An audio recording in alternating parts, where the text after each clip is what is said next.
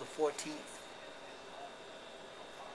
4 in the afternoon, the day after my mom received the transfusion from my Uncle Frank. Anyways, today it was a rough night. It's a rough day. My mom is breaking out with a rash all over her body. It was a symptom that they said could happen and ended up happening. So my mom's fighting a rash. The fever's still a problem. We get it down, it comes back up. We get it down, it comes back up. But, you know, she gets up, she goes to the bathroom with no help. I mean, we have to help her. She's resting a lot, as much as possible. And just a little quick update on how the day after the transfusion's going. Still praying and see what happens next. My mom has broke out in a rash, which was a symptom that possibly could happen, and unfortunately it did happen to my mom.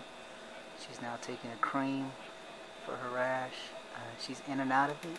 You know, she's resting for the most part, but she's in and out, mostly out. And they now started the platelets. That's what you see right here for her body type O positive. She's receiving her platelets and still working on that fever to go down. Still taking it day by day.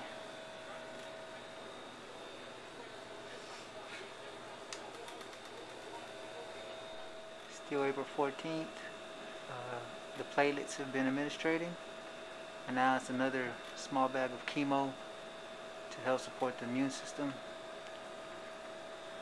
and all that. Still fight. Alright, it's April 15th. I got back from the hospital. Since my mom had the stem cell implant, the latest one from her brother, my uncle. It's been real rough. It's been real scary. She broke out in a rash, which was a symptom that we was hoping she wouldn't get. A side effect that she did get. She broke out in a rash. Her eyes were real puffy. Her fever, we've been fighting that fever all night, you know. She can't stand up on her own. She can't eat. She barely drink water.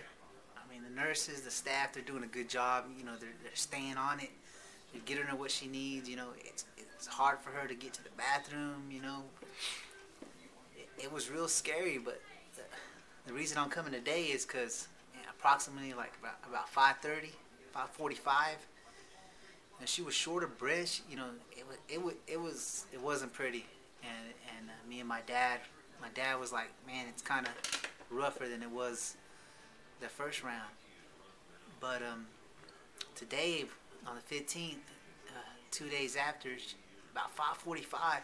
She finally came to, you know. It's like life just spring back into her, and you know, she got up, and you know, she couldn't remember the last couple of days, you know, the things we were telling her, because she was kind of confused, a little delusional. I don't know, from the fever, from the medicine, and she figured she would forget what date, what year we were in, and but anyway, she came back around about 5:45 this evening, and she started eating a little yogurt, drinking more water, eating like a lime ice, and man, me and my dad and my brother was there, and we were glad, man. We were like, man, Mom, you're back, you know, because you know she was shortness of breath, and they hooked her up to some oxygen. I don't know if the oxygen did it, because it got more oxygen to her, but she was having. But after that oxygen hooked up, you know, and they started her on another steroid, you know, because they keep changing her IV bags, all sorts of medicines. I couldn't even name them. But she got back on, and you know, she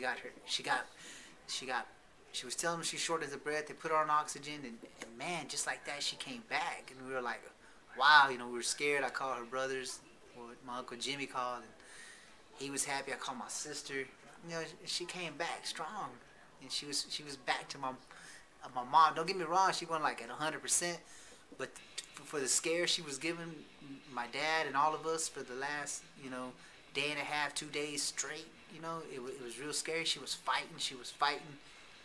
You know, she came to today. She sat up and she feels better. And she hopes tomorrow she can walk. You know, we'll be back tomorrow. Hopefully she's more where we can give her an interview, ask her how she's feeling, so you guys can get an idea. You know, but her face is real swollen. She has a rash. And her eyes are like puffy. You know, and it's not pretty, but she's coming around and she's fighting. You know, and we're praying and you know we're pulling for her. But I hope this is we believe this is gonna work. This is gonna do this.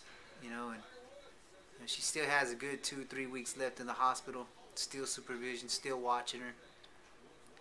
But that was the good news for today. She came around. You know, hopefully in the morning she's still feeling great. You know, hopefully she doesn't relapse to feeling horrible again. You know, but I'll see. We'll see. And that's pretty much a recap for the last couple of days. Scary, positive outcome coming out of it. We'll see what's in store for us tomorrow, one day at a time.